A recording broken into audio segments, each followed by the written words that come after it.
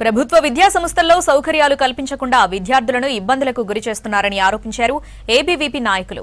మేడ్చల్ జిల్లా కలెక్టరేట్ ముందున్న DEO office ముట్టడికి యత్నించారు. సీఎం రేవంత్ రెడ్డి దగ్గరే విద్యాశాఖ ఉన్నా ప్రభుత్వ పాఠశాలల్లో మౌలిక వసతులు కల్పించడం లేదన్నారు. వాష్రూమ్స్, క్లాస్ రూమ్స్ తో పాటు ఇప్పటివరకు విద్యార్థులకు యూనిఫామ్స్ కూడా ఇవ్వలేదన్నారు. తర్వాత కలెక్టరేట్లోకి వెళ్లడానికి ప్రయత్నించిన ఏబీవీపీ విద్యార్థి సంఘం నాయకులను అడ్డుకున్నారు పోలీసులు. వీరిని షామీర్పేట్ పోలీస్ స్టేషన్ కు తరలించారు. రాష్ట్రంలో తెలంగాణ ఏర్పడి దాదాపు 12 ఏళ్లు 14 ఏళ్లు గడుస్తున్నప్పటికీ తెలంగాణ రాష్ట్రంలో విద్యను నిర్వీర్యం చేస్తూ ప్రభుత్వ పాఠశాలను నాశనం చేస్తున్నటువంటి తెలంగాణ ప్రభుత్వం 2 రోజులలో ప్రభుత్వ పాఠశాలలు ఓపెన్ కాబోతూ ఉన్నాయి. తెలంగాణ రాష్ట్రంలో మీరు పోదాం, ఏ స్కూల్లో యూనిఫామ్లు వచ్చినాయి చూద్దాం, ఏ స్కూల్లో బుక్కులు వచ్చినాయి చూద్దాం.